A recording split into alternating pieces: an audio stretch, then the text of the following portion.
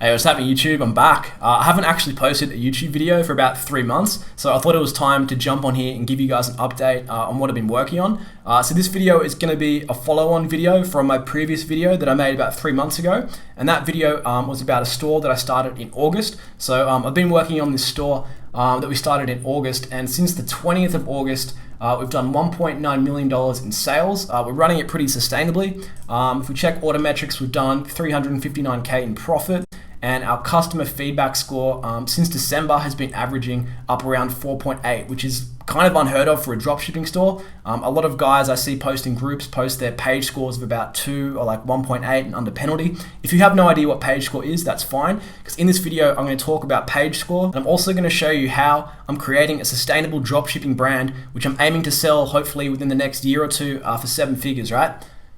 Alright, cool. So I made some notes for you guys about how I'm doing this. And in this video, it's mainly going to be focused on how to build a sustainable dropshipping brand. And when I say brand, I don't mean the term in the sense that like I'm trying to build the next Nike or Apple. Like, I know that this is still a dropshipping store, and when I use the term brand, all I'm trying to do is optimize the business for repeat purchases to increase the sale price when I sell the business, right? And before I start, I just want to go over a quick recap from my last video, because this store that I'm talking about in this video is the same store as the case study in my previous video. So I just want to go over 3 quick points just so you guys are up to speed if you haven't watched my previous video, but I do recommend watching that, and I'll leave a link to it in the description. But anyway, so this store that we're running right now is a niche store with one main winner, right? So it's not a one product store. It's not a general store, it's a niche store that has one main driver product that takes up about 70% of sales, and then it has also secondary products in the store that we use for repeat purchases through email marketing and also advertising to our existing customers. So a lot of people ask me, oh, you're doing big numbers, like there must be something unique about the product that other people can't get. And that's not true. So the products that we sell are available on AliExpress, right? So if you type in my product on AliExpress, there's a bunch of sellers that are selling it. And we haven't done any modifications to our product. We're actually planning to do some slight modifications in the next couple months. It's just Chinese New Year right now, so it's not a great time to do it right now, because a lot of factories are shut, and also with coronavirus, we don't know when they're going to be open. And also, the way I've been able to scale this store heavily is by ordering the product from my supplier, filming the product myself, editing it, and then scaling it on Facebook ads. So Facebook ads currently takes up about 75% of revenue, and then we also use Google ads. We do about 25% of revenue there. So when we started selling this product, we were just selling it through AliExpress, right? But the downside of that is you don't really have that much control over the processing time where orders are shipped out, and you also can't use like your own customized packaging if it's just a supplier on AliExpress.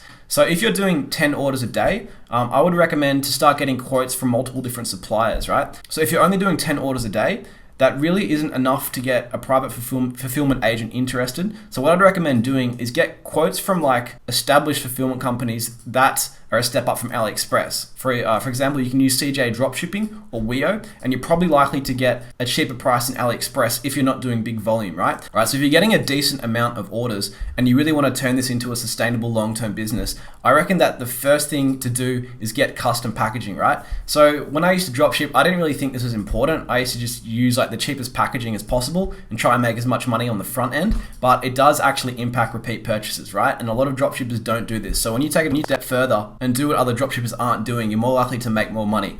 So yeah, I've got here that the product packaging is the first impression on the customer, and it has a big impact on your customer feedback score, right? So if we have a look at my customer feedback score up here, we didn't really have any custom packaging, and from our feedback score was 3.1, and it immediately jumped up to about 4.8, right? So having custom packaging plays a big part in it, because like if you're dropshipping from AliExpress, this is normally what the customer will receive, right? So that looks like a piece of shit. If I got that, I wouldn't be happy. Like, even no matter how good quality the product is, if I saw that, I'd just be like, oh no, this is shit quality. Like, it would make me think that the product was shit quality.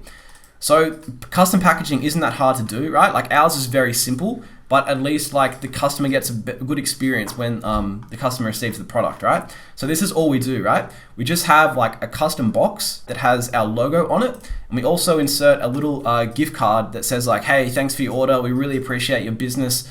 Here's like 10% off for your next order, right? So it has a discount code in there, and by doing that, you actually ROI on that gift card, because you make a unique like discount code like VIP10, and then you can look at your discount code and you can see a bunch of people ordering using that discount code, and that offsets the price of inserting the gift card and getting it custom designed, right? So there are 3 methods to get custom packaging. So this is literally what we did. I literally went to Alibaba.com, searched for cardboard box packaging, right? Found a supplier, sent them some designs. The designs are really simple. It was just literally my logo on the front of a box, and we got it made. And then I got that supplier to send that custom packaging to my fulfillment agent in China, and they just did the rest. They just pack all the boxes using my custom packaging. If you don't want to go to Alibaba and stuff, and you are using a private fulfillment agent, you can actually just get your private fulfillment agent to get you quotes for packaging. They can do it all themselves. But yeah, you can ask a supplier or a fulfillment agent. Even if you're using like CJ or Weo, they can do it as well. And then if you really want to go like that extra mile and create like really, really nice packaging, there are services out there like the Packetry, for example. I'm actually creating like a brand that isn't dropshipping right now. It's like a full private label brand, and we're going to use like a service like this, right? So you can do like really nice design and like inserts and stuff like that. But if you're just dropshipping, like I don't reckon that that's necessary. It's obviously a bit more expensive, especially if you want to print on the inside of the box. It increases the price a little bit. But yeah.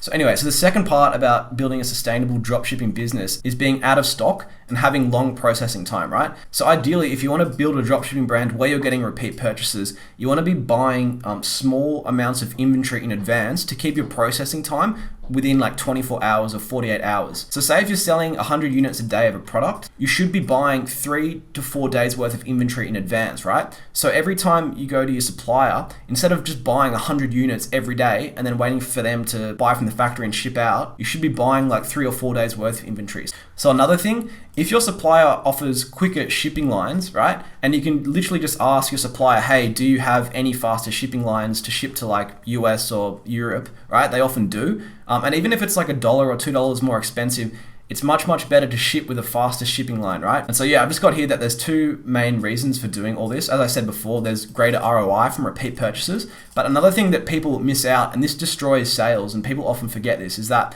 if you have like long processing times, long shipping times, shitty customer packaging, you're going to get negative reviews on third-party sites, right? Like Trustpilot, SiteJabber, Product Review, right? And if someone Googles your store and comes up with shitty customer reviews on the third-party sites, those buyers aren't going to buy from your store, right? So for example, there used to be this big dropshipping store called Dealiciously, right?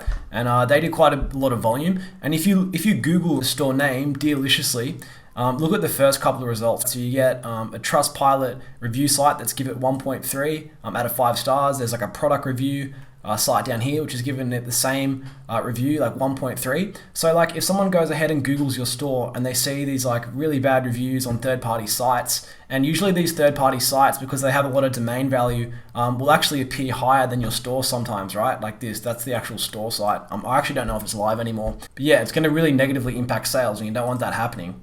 So because we have a niche store where we sell multiple products, what we do on our store is we launch new products like once or twice a month, right? And these products are sent out to our email database.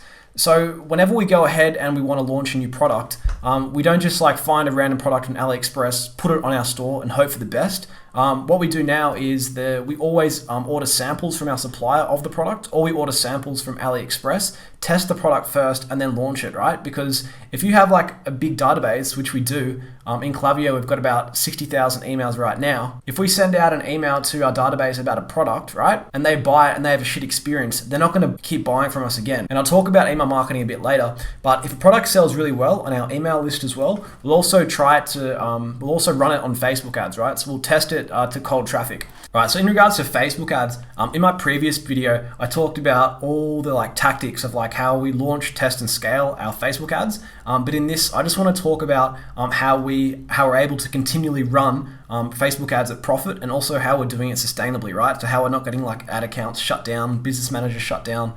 So firstly, if a winning product has mass market appeal, it never really dies. So I know a lot of people talk about like how they scale a product and then it just doesn't work anymore. I don't really believe that. I reckon like you can always revive an old winning product with new advertising, right? So new angles and new marketing. And the reason is because people buy products for different reasons, right? So in your ads, you can revive a winner, right? An old winner by coming up with a new angle. So yeah, I've got here that you can bring it back with trying new angles in your ads and also targeting demographics, right? So like if the majority of people who buy your product is male, you can try targeting female with different messaging. So an e-com company that does this really well is High Smile Teeth. So they're always testing like new creatives, they're always testing new angles as well. An example of like an angle, right, is say in this video here, they basically show a female here with like white teeth, right? And I can imagine that this ad is more targeted towards women. Whereas down here, they've got like men as well, right? And their angles are like, yeah, like grooming hacks for men, and they feature men in their ads. So I'm imagining that they're splitting up their advertising, targeting males with one ad creative and females with different ad creative. And they also have some other great ads down here, like where they get celebrities and athletes to promote their ads, which people are drawn to as well, especially if you like a celebrity and you see that celebrity in an ad. So I spoke about this in my previous video a little bit before. So Facebook has a really sensitive algorithm where sometimes your ad account can get banned for no reason and you need to appeal it to get it back, right? So instead of just running from one ad account, we have 3 ad accounts that we run traffic to the same site. So if one ad account goes down, we always have another ad account ready to start sending traffic, because if we just had one ad account and it goes down, then basically all our sales will stop. And because we have a niche store, sometimes we like to test new products on Facebook ads. So whenever we have a new product that we want to test, we'll test it on our like first ad account, the one who has the most spend and the most volume, because we tend to get better results in that ad account. And then also a lot of people ask, do you use ad set budgets for testing or CBOs for testing? So we only use ad set budgets when we're testing a new product, and then we only use CBOs for scaling. Right, so because we have a niche store, we're always trying to cross-sell different products to our customers and also upsell them. So we use an app called Sweet Upsell for post-purchase upsells. It's actually my app, but basically what you can do is you can put post-purchase upsells on the order confirmation page, right? So if someone buys a product, you can display them with a lot of complimentary products on the thank you page. And if you go add to order, you can actually choose like a quantity here. So you can also increase your average order value on the back end as well. So Sweet Upsell actually isn't on the Shopify App Store. You have to go to sweetupsell.com to install it. I'll leave a link in the description if you guys want to check it out. And then also for email marketing, so basically over the past week, it's been Chinese New Year, and we've basically paused all our ads, and email has kept us alive lately. So over the last 30 days, we've done 22% of revenue from email marketing, and the kind of, so we have like a bunch of automation flows, but we're also making sure to send out broadcast emails. So those broadcast emails that we send out are promos, which can be different kinds of offers, like buy one, get one free, get a free gift with your order. You can do ones like 20% off, or you can say like you've got $5 of store credit. There's heaps of different ways that you can create offers to send out to your list. But your list, if you're trying to like build a brand, doesn't want to just be spammed with different kind of offers, right? So it's also good to send out different kinds of emails. So some of the kinds of emails that we send that aren't just offers are UGC, which is like user generated content. So we encourage people when they buy from us to like post selfies and like photos of the product of themselves. And if we send that in our emails, we always see revenue come from those emails, even though there's no offers. It just builds up like social proof. So email marketing is like key to building a brand and getting those repeat purchases. All right, so in regards to automation, this is like one of the main things I'm focused on right now. At the start, I basically did everything myself, but I've been hiring out for different roles, because what I'm trying to do with this brand is I'm trying to automate basically everything in the business. So at some point before I sell, I'm not actually involved in anything, right? So yeah, I've got here that the level of automation in your business is a huge factor in how much a business will sell for. Because if you're selling a business, right, it looks way more attractive to have a business where you have no involvement and everything is automated, as opposed to a business where you have to do everything in that business. So at the start, I was spending like a lot of time in this store, doing like, I don't know, 12 to 15 hour days on this store, but we've outsourced a lot of the work. So right now, I basically only spend about 2 to 3 hours a day working on this business, and that time is just allocated to like launching, scaling, and testing new Facebook ads. And also I do some of the video editing myself still. So we've hired like a video production service, but sometimes the videos that I create and that I edit do better than the actual video production service. And these are just like my videos that I film like on my iPhone. They're nothing special, but they often convert better than like the proper video production services that we've hired to do it. So yeah, I've got here that at the start, you should do all those tasks yourself, right? You need to learn everything before you automate it. I would never outsource something if I didn't know how to do it myself. And I reckon that's a really good lesson just to have like in business in general. So the actual services that we've hired, right? So we've hired a Google Ads agency. So I did all the Google Ads by myself. I set up all the shopping campaigns. I got everything profitable in Google Ads, and then I outsourced it. So I would have never outsourced Google Ads if I didn't know how to run them myself. So if you want to outsource Google Ads, I really think you should just have a basic knowledge of how Google Ads work and how to get it profitable so that you can like audit what an agency is doing, right? Because there's a lot of shit agencies out there, and yeah, I've seen some really bad ones who have no idea what they're doing, and you need to know enough just to know like if an agency is bullshitting you or not. So we also hired an email marketing agency. So I reckon this is really important as well. And like these kind of services, they're not cheap, right? So our Google Ads agency is like 2.5K USD per month, and then he takes like 10% of ad spend on top of that. Same as the email marketing agency, it's based on performance. So they take, I think, 8% of revenue generated through email, and then they've got a flat retainer fee, but it pays for itself, right? Because they're sending out emails like every third day, and I don't have to worry about emailing anymore. I can just focus all of my attention on Facebook ads, and Facebook ads drives the most money for our business. So like, yeah, I want to put all my focus in that. We also hired a video production services agency. So this service is actually in China, where I just send my product there, they film it and send me lots of like video footage of the product. And then of course, this was the first hire in the business. This is like needed. I'll hire a customer service rep. So this is just like a VA, like a virtual assistant I've hired on Upwork, who lives in the Philippines and just does all the customer service for me. So this is like the most needed thing in your business if you're trying to scale. You need someone to do the customer service for you. And so exiting. So this is like never something I really thought about when I was running dropshipping stores. I always used to like run it and just make as much profit as possible and not really care about the back end. So there's like two kind of ways that you can look at making money from a dropshipping business. So the typical dropshipper, in brackets, I've got pump and dump. So this is what the typical dropshipper does when they have a winning product, right?